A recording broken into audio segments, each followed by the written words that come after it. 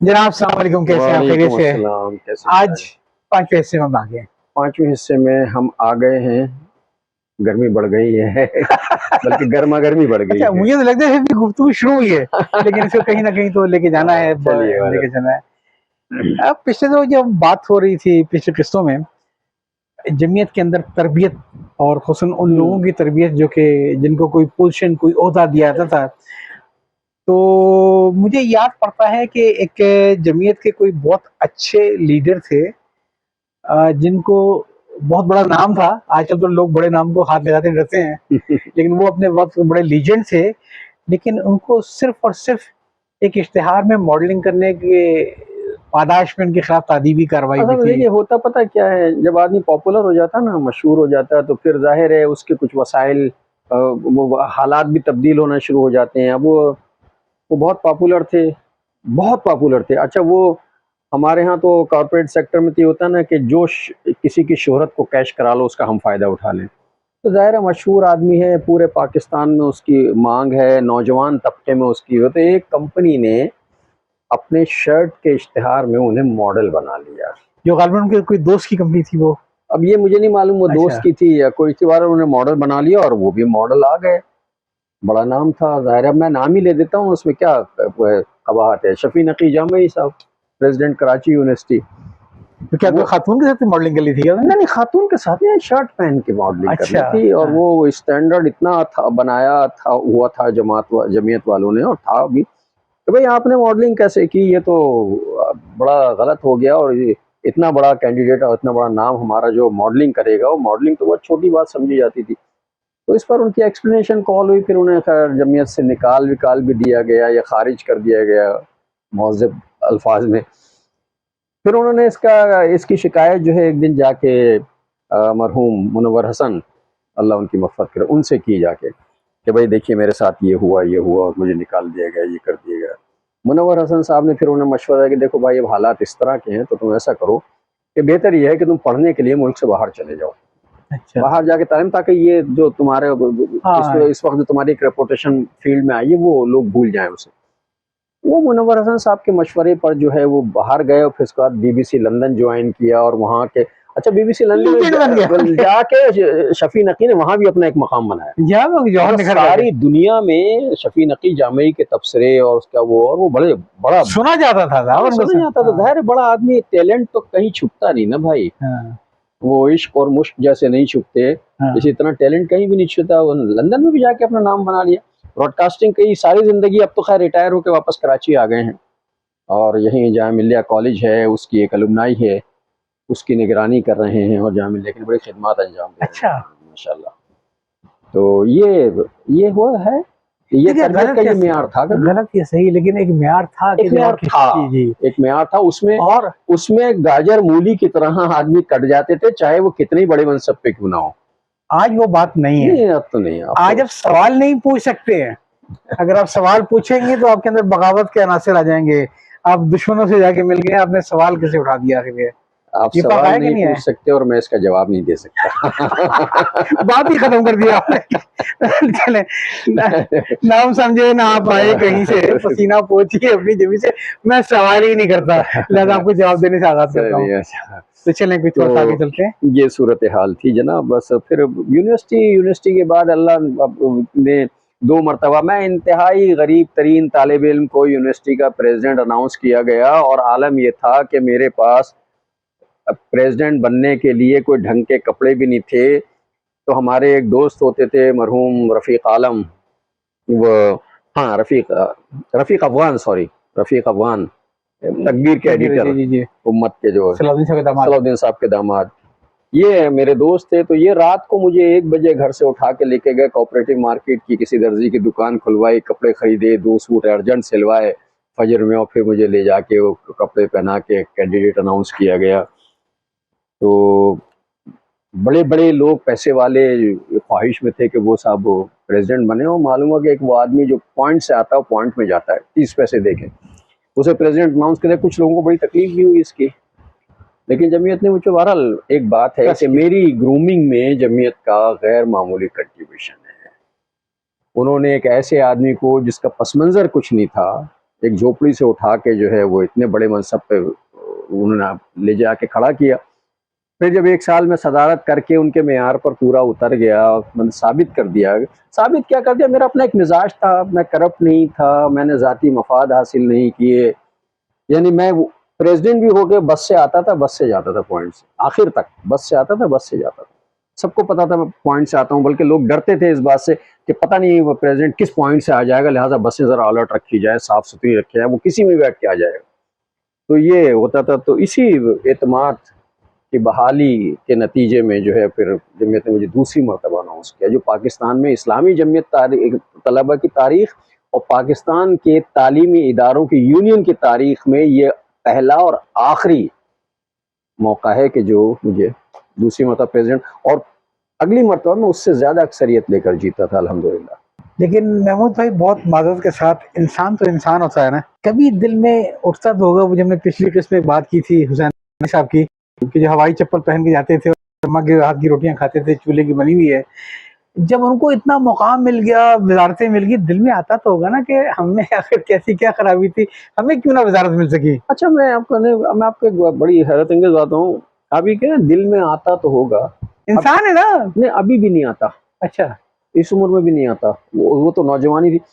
अब मैं आपको आने पे बताऊं, मरहूम ज़ियाउल हक से मेरे ज़ाती नौयत के ताल्लुकात थे। अच्छा जी, और वो इस तरह थे कि ज़ियाउल हक साहब ने जब एक नया सेटअप तैयार किया था, जमहूरी सेटअप, जी, वो उसमें हुसैन हक्कानी को उन्होंने उठाया था और नवाज शरीफ को पंजाब का वजीर आला और हुसैन हक्कानी को उनका एडवाइजर बनाया था। याद है, बिल्कुल याद है? गैर जमाती इंतखाबात। जी। एहसन इकबाल इंजीनियरिंग यूनिवर्सिटी लाहौर के प्रेसिडेंट थे। एहसन इकबाल को वहां से उठाया था और प्लानिंग कमीशन का डिप्टी डायरेक्टर बना। क्या उनकी वालदा भी बड़ी जमीन थी वो? हाँ, वो कौन सी निसार आपा, वो कौन सी निसार फातिमा, आप निसार फातिमा, उनके बेटे थे। उनके बेटे एहसन इकबाल इंजीनियरिंग यूनिवर्सिटी लाहौर के प्रेसिडेंट थे। उन्हें वहां से उठाया था और प्लानिंग कमीशन का डिप्टी डायरेक्टर बनाया था। आपको चांस ना दिया नहीं, फिर सलाउद्दीन साहब से उन्होंने कहा कि भाई मैंने एक लड़के का नाम कराची में बहुत सुना है, वो प्रेसिडेंट है कराची यूनिवर्सिटी का। उनके हमजुल थे डॉक्टर मोहम्मद अफजल। अच्छा, डॉक्टर अफजल उनके हमजुल थे, वफाकी वजीर तालीम थे, उर्दू फेडरल उर्दू कॉलेज के बोर्ड ऑफ गवर्नर के डायरेक्टर वो थे। उन्होंने मेरे उनसे ताल्लुकात, चूंकि वो मैं प्रेसिडेंट था, उन्होंने एक स्टूडेंट मोड बुलाया था मरी में, और उसमें सारे प्रेसिडेंट सेक्रेटरीज को जमा किया था। और वहाँ, और मैंने ये जो आज कायद-ए-आज़म ट्रॉफी पूरे पाकिस्तान में जारी की जाती है, ये डॉक्टर अफजल से मैंने जारी करवाई थी। वो रिटर्न में मौजूद है, किताबचा मौजूद है वो। कि मैंने कहा था भाई इतने बड़े बड़े क्रिकेटर्स को देते हैं, आप पूरे पाकिस्तान पे मुकाबला कराएं ताकि डिबेटर निकले उन्हें। तो ये पहले ये जो है प्रेसिडेंट ट्रॉफी थी, उसके बाद ये कायद-ए-आज़म ट्रॉफी हो गई, अल्लामा इकबाल ट्रॉफी हो गई, जो आज तक मिलती है। एहसन इकबाल जो है ये स्पोर्ट्स कमेटी के चेयरमैन थे, मैं डिबेट कमेटी का चेयरमैन था पूरे पाकिस्तान की। तो ये सारे मामला तो अब उनसे डॉक्टर अफजल साहब बड़े, अल्लाह उन पर अभी हयात हैं, तो अल्लाह ताला उन पर मामला आफियत के फरमाए उनके साथ। वो बड़े मोहब्बत करते थे, मुझे बुलाते थे, उनके घर में मुशायरे, बहुत बाज़ौक़ आदमी थे, मुशायरे परवीन शाकिर वगैरह जाया करती थी वहाँ, तो मुझे भी बुलाते थे, वो सब करते। तो उन्होंने मुझे फिर ऑफ़र की कि यूनिवर्सिटी ग्रांट्स कमीशन में मुझे मुलाजमत दे दें। मैंने माजरत कर ली। फिर उन्होंने कहा अच्छा भाई तुम अगर कहीं पढ़ने जाना चाहते हो तो हम तुम्हें सरकारी खर्च पे तुम्हें पढ़ने भेज दें, जहाँ जाते हो ओपन स्कॉलरशिप लो, चले जाओ।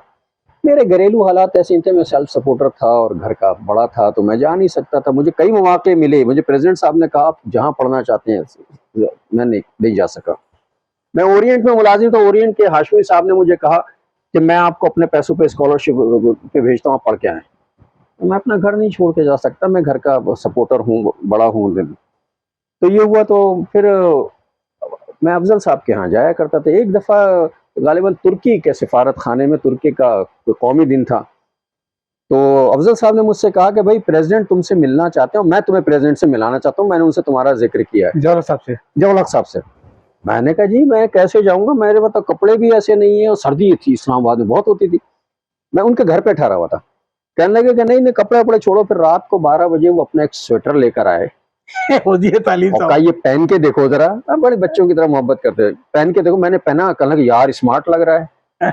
वो पहना के वो मुझे तुर्की के सफारतखाने, वहाँ मेरी ज़ियाउल हक साहब से पहली मुलाकात उन्होंने कहा कि जी ये है वो महमूद गजनवी। महमूद गजनवी, जिसका मैंने आपका, उन्होंने ऊपर से नीचे तक मुझे देखा, कहने लगे ये भी कोई बंदा है।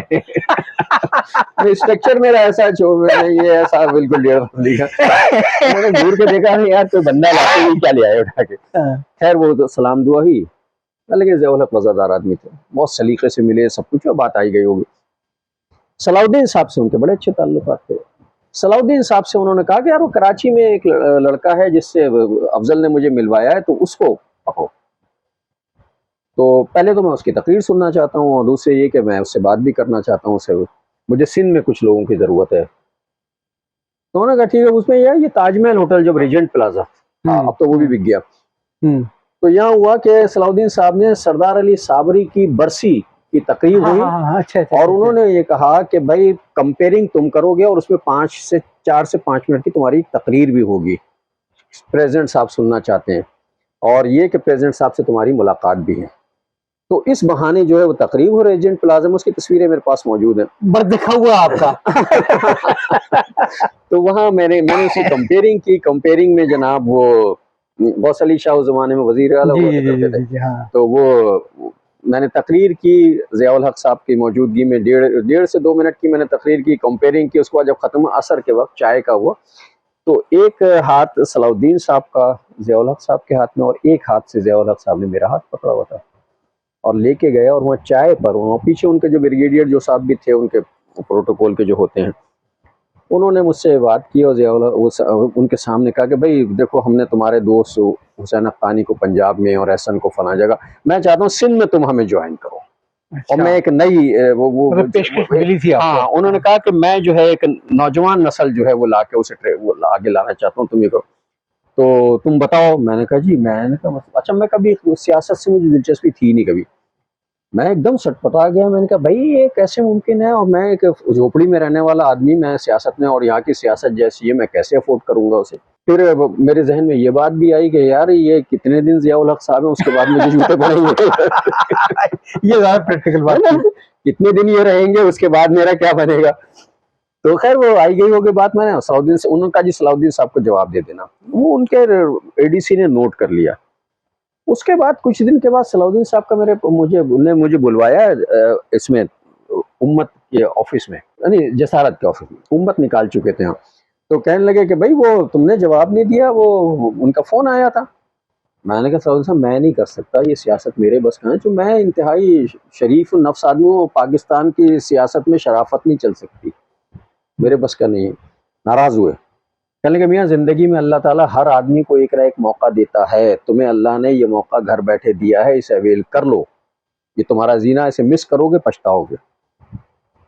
मैं नहीं कर सकता था, मेरी कुव्वत फैसला जवाब दे गई थी, क्योंकि सियासत से मैं दूर रहना चाहता था। नहीं हुआ। वो सलाउद्दीन साहब मुझसे 3 महीने तक नाराज रहे। अच्छा। बातचीत नहीं कर, गुस्से में थे, नहीं बात करते, तुमने अपने आप को मिस किया, तुमने अपने आप को मिस किया। वो मोहब्बत करते थे तो करते थे। और हुआ कि ये ऑफर मुझे मिली। उसके बाद फंक्शनल मुस्लिम लीग से उस जमाने में हमारे एक दोस्त का इंतकाल हो गया, उन्होंने मुझे मिलाया, तो मुझे उस पगाड़ा ग्रुप है, पीर पगाड़ा ग्रुप, उन्होंने मिलाया। पगाड़ा साहब उस वक्त हयात थे, तो उन्होंने मुझे ऑफर की कि साहब वो मैं उन्हें ज्वाइन करूं, तो वो मुझे जो है वो आगे ले आएंगे। मुझे पीपल्स पार्टी से ऑफर हुई, बड़े नाशुक्र थे आप। मुझे सब तरफ से ऑफर हुई, जमात इस्लामी के सिवा। क्यों? वो तो जमात इस्लामी मेरा कच्चा चिट्ठा जानती थी ना। नहीं, जमात इस्लामी ने तो डॉक्टर वकार मसूद को घर बुला के उनके घर जाके मेंबरशिप पेश की थी सन 2020 में। मुझे कई पार्टियों से जो है वो ऑफर हुई। नहीं, मैं अभी समझना चाहूंगा, लेकिन मुझे अगर सिराजुल हक साहब डॉक्टर वकार मसूद नामी काफी है, उनके घर जाके उनको अपनी रुकनीत की पेशकश कर सकते हैं, तो आपको क्यों नहीं ऑफर दी मैंने? नहीं, तो महमूद गजनवी को भी तो प्रेसिडेंट बनाया झोपड़ी से उठा के। मतलब नाशुक्रा तो नहीं होना चाहिए ना, वो जमीयत ने बनाया। जमीयत ने जमात में बात की कि आदमी को नाशुक्रा तो नहीं होना चाहिए। लेकिन मैं वैसे ही कह रहा हूँ एक बात कि मुझे कई पार्टियों से ऑफर हुई कि मैं सियासत में आऊँ, तो वो मुझे सूबाई असेंबली या कभी कोई अफसोस, कोई रिग्रेट? नहीं, अल्हम्दुलिल्लाह कोई अफसोस नहीं। बल्कि मैं इस नतीजे को पहुंचाऊं कि हमारे हक में जो फैसले अल्लाह की तरफ से होते हैं वो हमारे हक में बेहतर होते हैं। हम तमाम लोगों को फिर आपने जो जिंदगी की कामयाबी में आगे जाते देखा, तो कभी ख्याल नहीं आया कि शौकत हमारे साथ जब हादसा हुआ हम रह गए और हमारा जमाना निकल गया? अपनी मिसाल ऐसी है जैसे कोई दरख्त, अपनी मिसाल ऐसी है जैसे कोई दरख्त। दुनिया को छांव बख्श दी, खुद धूप में रहे। बहुत बहुत बस और क्या है। लेकिन ये सेटिस्फेक्शन जो होती है ना कि हमने छांव बख्शी, वो बात जिन्हें ताना शिकस्तगी का मिला, वो कश्तियों को किनारों तलक तो ले आए। हमने कश्तियां किनारे पर लाके छोड़ी और पलट आए। यहाँ से तो बहुत सारी मुझे बातें करनी थी। आपकी फन खिताबत में भी बड़ी अच्छी किताब आई थी। जी, वो तकरीर और खिताबत का फन है, हाँ, टेक्स्ट बुक है, खिताबत की तजर्बा टेक्स्ट क्या है उस किताब के छपने का और बिकने बहुत का? बहुत बदतरीन तजर्बा। मेरा तीसरा मजमूआ है कलाम तैयार है, लेकिन मेरी छापने की हिम्मत नहीं होती। पब्लिशर होते नहीं हैं, मिलते नहीं। लॉबी सिस्टम है हमारे यहाँ, एक लॉबी की किताबें छपती हैं और अपने खर्च पे किताब छापो तो डिस्ट्रीब्यूटर उसे तकसीम नहीं करता, 50% 60% कमीशन मांगता है। तकसीम तो करता है, लेकिन वो बार्टर सिस्टम के तहत किताबें एक्सचेंज कर लेता है, लिहाजा आपको पता ही नहीं पता कि हम कितनी किताब बिकी नहीं, वो नहीं करते और फिर वो दूसरे पेमेंट भी नहीं करते। वही ना, असल तो किस्तों में पेमेंट करते हैं, सारी रकम टूट जाती है। तीसरे ही कि किताब लोग खरीदते नहीं। असल चीज़ वही है। और मुझे एक बड़ी बात, एक तल्ख तजर्बा ये हुआ कि मुझे दोस्त मोहम्मद फैज़ी मरहूम, हमारे बहुत अच्छे मेरे बुज़ुर्ग दोस्त थे, मेरे बिरादर बुज़ुर्ग थे, उनसे मैंने तकरीर सीखी भी, मतलब सुन के सीखी। उन्होंने मुझे बड़ा प्रेशराइज़ किया कि मियाँ तुम अच्छे मुक़र्रिर हो, हमने तो कुछ किया नहीं, तुम इस पे किताब लिख दो, ये फ़न तुम्हारे पास जो है वो एक मुनफरिद फ़न है, उस पे किताब लिखो। खैर उन्होंने मुझे बहुत मोटिवेट करके किताब शुरू कराई और मैं लिखता था, उन्हें भेजता था, तो वो गाइड भी करते रहते थे। तो फिर उन्होंने कहा नहीं यार, तुम ऐसा करो, किताब तो तुम्हें बहुत अच्छी, इसको ना एक टेक्स्ट बुक बना दो ताकि लोग तकरीर सीखें कैसे होती है। ये तो एक जनरल ऐसी तकरीरों की किताबें बहुत हैं। तो मैंने उसे टेक्स्ट बुक बनाया जिसमें ये कि तकरीर सिखाने वाले असातिज़ा के लिए एक चैप्टर अलग है जो स्कूलों में सिखाते हैं, प्राइमरी के स्कूलों के लिए अलग है जो वो तकरीर करने जाते हैं, फिर कॉलेज के लिए अलग है, फिर यूनिवर्सिटी की सतह पर आकर रिकग्नाइज मुकर्रिर होने वालों के लिए एक चैप्टर अलग है। अच्छा, फिर खिताबत के लिए चैप्टर अलग है कि ये तो मुकर्रिर खत्म हो गया, अब अगला मरहला शुरू होता है खिताबत का, जो आम आदमी के बस का नहीं होता। तो खिताबत का चैप्टर अलग है। फिर जो बड़े जय्यद हमारे अताउल्लाह शाह बुखारी साहब और वो क्या नाम है, शोरश काश्मीरी साहब और जनाब नसीर इश्तिहादी साहब, जो इनकी तकरीरों का जब शोरश काश्मीरी, फिर मौलाना कौसर नियाजी, भुट्टो साहब के बारे में की तकरीर के कंटेंट्स पे भी एक बात है। और इसी तरह जो है वो मुख्तलिफ किस्म के जो बड़े शोरा हैं उनके मैंने इक़्तिबासात भी दिए और उनके फ़न पर बहस भी की है। मेरा ख्याल ये था कि टेक्स्ट बुक आएगी तो चूँकि हज़ारों की तादाद में तो मेरे तालिब इल्म हैं और लाखों की तादाद में मुल्क भर इस्लामी जमीयत तलबा के कारकुन, चूँकि जमीयत की तो बुनियादी ज़रूरत है तकरीर सीखना। बिल्कुल बिल्कुल वही तो ये किताब जो है कम पड़ जाएगी और मुझे मज़ीद एक एडिशन छापना पड़ेगा। लेकिन मुझे मेरी ये खुशफहमी थी, वो किताब नहीं बिकी। कितनी छापी थी आपने? मैंने तजर्बे के तौर पे 300 किताबें छापी थी, जिसमें से 150 किताबें मेरे ही पास पड़ी। क्या कीमत थी इसकी? सस्ती सी कीमत थी, 600 रुपये कीमत रखी थी, जो ना होने के बराबर थी। नहीं बिकी किताब, लोगों ने नहीं खरीदी। और ये हुआ कि कुछ तालीमी इदारों में जब मैं किसी लेक्चर के लिए गया, मोटिवेशनल स्पीकर के तौर पे किसी लेक्चर के लिए गया, तो वहाँ कुछ लोगों ने वो किताबें मंगा के रखी और 8-10 किताबें किसी ने मैं समझता हूँ कि इस किताब की तो बड़ी शिद्दत से ज़रूरत है। तो और उस किताब पे महमूद शाम साहब का तबसरा ये है कि ये वो किताब है जिससे पूरे पाकिस्तान की मास कम्युनिकेशन के निसाब, यूनिवर्सिटियों में मास कम्युनिकेशन के निसाब में ओरल कम्युनिकेशन के नाम से निसाब में शामिल होना चाहिए। उसके बावजूद इस पाकिस्तान में ये जानते हुए कि लिखने वाला शख्स कोई मामूली शख्स नहीं है, 2 दफ़ा अगर यूनिवर्सिटी नहीं, सारी जिंदगी असल में उसमें मैंने वो वैसी किताब नहीं लिखी है जैसे लोग लिख देते हैं। तो जाती तजर्बात जो है वो शेयर किए। 600 रुपए इसकी टाइटल प्राइस थी या उसकी कॉस्ट थी, क्या था? नहीं, ये तो वैसे ही मैंने जितनी कॉस्ट आई बस उतनी रखी, इतनी भी बिक जाए। अच्छा, कोई दुकानदारों के थ्रू आपने बिकवाई कुछ थोड़ी बहुत? मैंने वेलकम बुक कोर्ट पे रखी थी किताब, उन्हें दी थी और असल में उन्हें दी थी और फजली सन्स वाले उसके डिस्ट्रीब्यूटर थे, उन्होंने कहा था हमारा नाम इस पे छाप दें। डिस्ट्रीब्यूटर हम उन्हें किताबें दी, उन्होंने रख के किताब अपने पास रखी, डिस्ट्रीब्यूट नहीं किया। कोई 6 महीने 8 महीने के बाद, साल भर के बाद वापस कर दी किताबें। डिस्ट्रीब्यूट नहीं किया, जो उनकी दुकान पे बिक गई वो बिक गई, उसकी पेमेंट कर दी। वेलकम बुक कोर्ट वालों ने एक और तमाशा किया।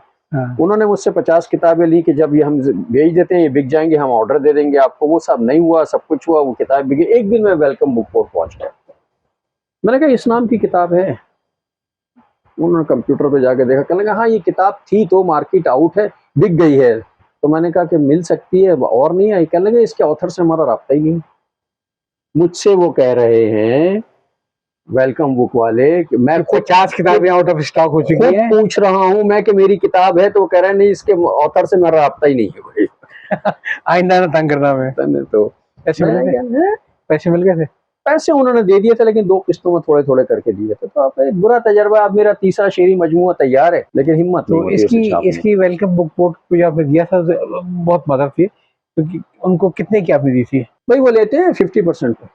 50% पे? 50% आपके, 50% में। मैंने शायरी भी मेरी, पैसा भी मेरा, किताबत भी मेरी, प्रिंटिंग भी मेरी, टाइटल भी मेरा, खर्चा भी मेरा, प्रिंट से उठा के लाना भी मेरा। उनको सिर्फ उठा के किताब यहाँ से वहाँ देनी है 50। मैंने कहा दे दूंगा, उस पर भी राजी नहीं है किताब। मैं आपसे एक चीज मालूम करूं, मैं समझता हूँ कि इस किताब की तो बड़ी शिद्दत से जरूरत है, ठीक है। अगर हमारा जो ग्रुप है जिक्र किताब का, जिसमें हम किताबों की बात करते हैं, कोशिश करते हैं कि इसको प्रमोट करने के लिए 20 नुस्खे लेना चाहूँ, तो क्या आप मुझे 300 की दे देंगे? ले ले, मुझे क्या लेना, मुझे क्या करना, मुझे कोई बस ठीक है, उसे जला के सालन थोड़ी गर्म करना की जरूरत है इस किताब जैसे की। ये शायरी की बात नहीं कर रहा नहीं, मैं। शायरी की नहीं बात है। तो मैं कह रहा हूँ ना कि ये किताब जो है ये टेक्स्ट बुक थी यार, सीखने की किताब थी। लोगों ने मतलब शायरी मेरा हरी में ख्वाब का मजमुआ छपा था, ढेर लगा पड़ा है घर में। वो हमने बेवकूफी में छपवा लिया था, क्योंकि पहली किताब के मेरे 2 एडिशन।